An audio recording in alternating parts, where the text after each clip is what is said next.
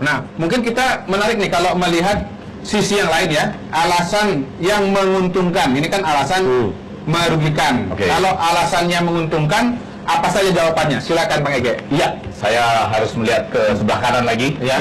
Yaitu lahan kosong itu terbatas. Oh ya benar, Jakarta akan makin sempit ya. Karena itu menguntungkan kalau dilakukan reklamasi di pantai utara. Kemudian Jakarta akan kelihatan lebih maju. Kalau itu udah pasti kan? Karena lebih maju ke laut maksudnya.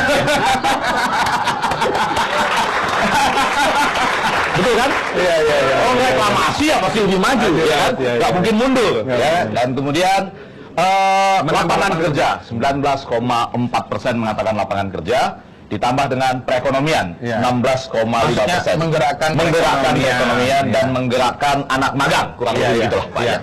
Yang jelas sih perekonomian yang mana nih Bang? Karena kayaknya kabarnya kalau pulau itu jadi dibuat nanti akan ada gerbang. Jadi nanti yang mau dagang kopi pakai sepeda nggak bisa masuk gitu Bang? Itu dalam istilah ilmiahnya disebut gated community. Gated community. Community yang dipagar lah, gitu ya. Anda kalau masuk lewat gate-nya, itu harus pakai kartu. Kalau Anda nggak lolos. Ya. Nah, Pak Syul nih, ini kan ada alasan-alasan mengapa reklamasi dianggap menguntungkan ya. Karena lahan kosong terbatas, Jakarta akan lebih maju. Pak Syul setuju lah, karena memang lahan Jakarta ini sudah terbatas, sehingga dibutuhkan reklamasi.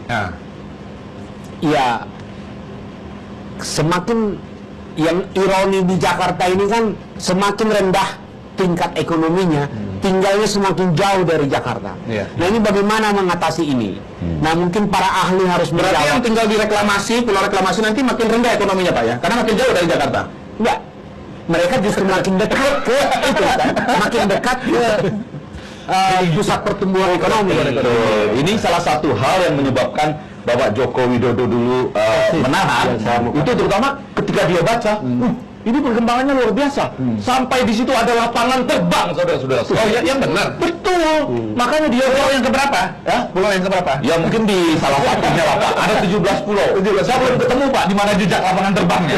Tapi kalau ada lapangan terbang berarti bisa take off dan landing di situ. Wah, itu benar-benar komunitas yang luar biasa. Betul Pak itu ya. Bukan cuma sekedar gated lagi dia. Double gated community. Iya, tapi pada bagian lain Pak disebutkan juga bahwa ini adalah lambang suatu yang maju. Barangkali Indonesia dibayangkan akan seperti Dubai. Oh iya, lama di Dubai ini. Dia lama di Dubai ini. Ahli diucapkan Dubai. Pak, bukannya itu membanggakan Pak? Indonesia nanti, Jakarta nanti seperti Dubai. Banyak warga asing lalu lalang Pak. Punya gedung paling tinggi di dunia. Ada dua hal yang saya mau katakan. Ya, satu adalah apa gunanya kita maju, ya, lalu kemudian terbukalah lapangan kerja, tetapi menimbulkan kemudaratan yang lebih besar dari sisi lingkungan, yang menyebabkan kerugian ekologis yang jauh lebih besar, dan kita akan bayar, pemerintah Republik Indonesia dan masyarakat, ketika dampak itu 10-20 tahun kemudian baru terjadi, kita yang akan membayar semua itu. Yang kedua, jangan kita melihat Jakarta pada perspektif hanya Jakarta. Kita harus melihatnya pada perspektif Indonesia secara keseluruhan. Kalau lahan di Jakarta memang sudah terbatas, ngapain kita bangun Jakarta? Kita bangunlah Makassar, kita bangunlah Manado, kita bangunlah Sorong, kita bangunlah Medan dan seterusnya. Kita bangun Papua. Kita bangun Papua.